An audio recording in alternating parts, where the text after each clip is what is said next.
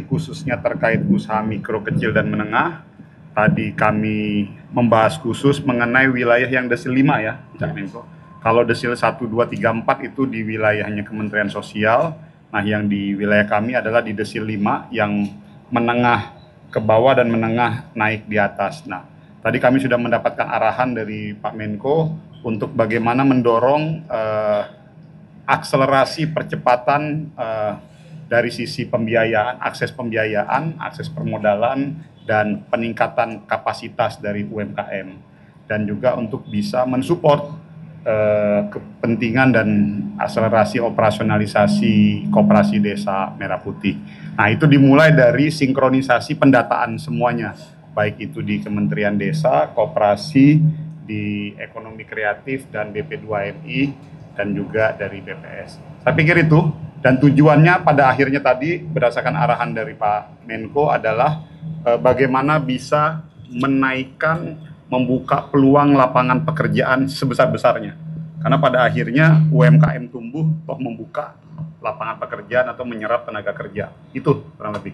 Kami laporkan juga ada berbagai program yang sejauh ini sudah dilakukan, antara lain adalah pembentukan Migrant Center di berbagai universitas sebagai pusat akses informasi, sehingga masyarakat yang ingin mengakses informasi bagaimana bekerja ke luar negeri, kompetensi seperti apa yang dibutuhkan, bisa mendapatkan berangkatnya lewat mana dan lain-lain, migrasi aman, bisa mendapatkan informasi itu secara menyeluruh.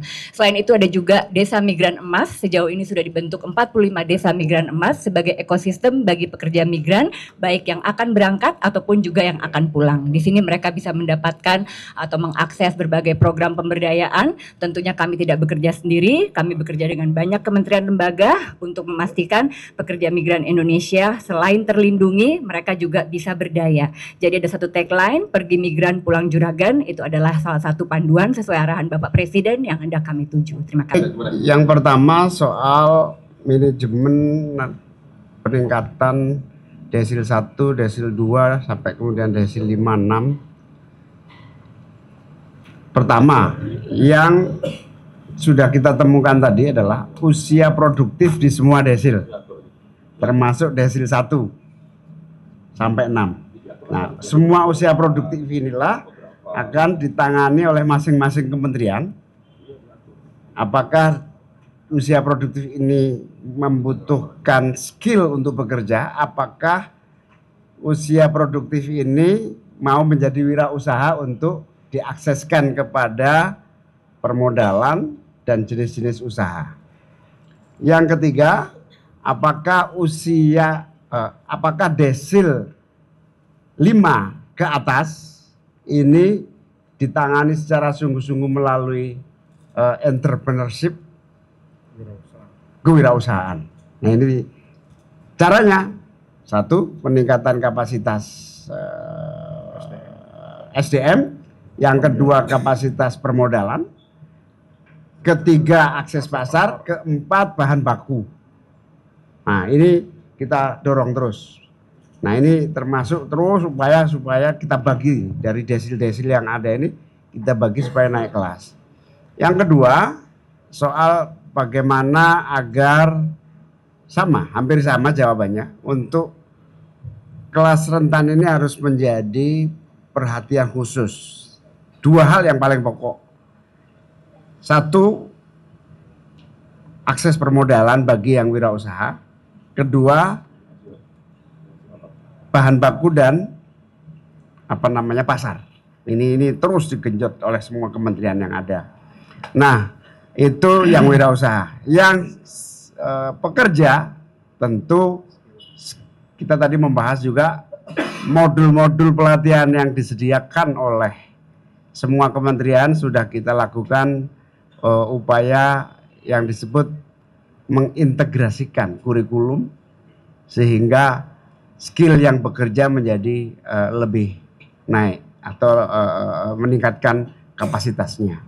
Detil masing-masing kelas terapinya beda-beda. Nah, soal pajak dan seterusnya itu nanti Kementerian Keuangan ya. Tapi tugas kami ini adalah untuk semua program-program UMKM, koperasi, desa, kemudian ekonomi kreatif tepat sasaran.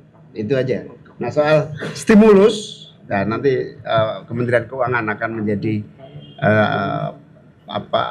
tempat kita menyalurkan harapan-harapan yang berkembang. Kita bisa memahami berbagai kesulitan yang ada, tetapi sampai hari ini perlu saya sampaikan tidak ada kenaikan pajak apapun. Yang ada isu adalah kenaikan PBB di masing-masing daerah. Kenaikan pajak, beban pajak baru tidak pernah kita dengar sejak terakhir waktu itu bulan apa itu? Akhir tahun kemarin. Akhir tahun yang lalu. Jadi kalau ada isu pajak naik sampai hari ini tidak ada pajak naik. Yang ada adalah PBB yang itu pun dilakukan evaluasi. Pak Menko.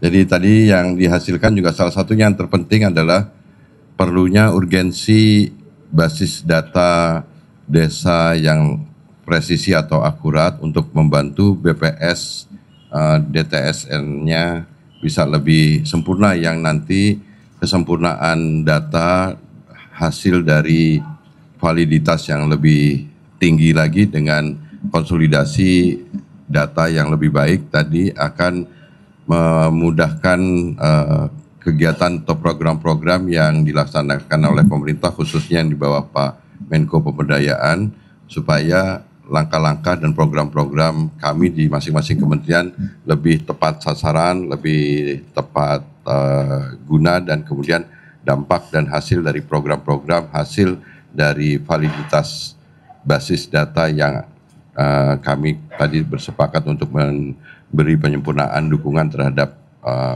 BPS itu bisa digunakan sebagai basis data pengambilan keputusan yang lebih baik gitu. Terima kasih, mungkin itu Pak Menko. Menteri Wamen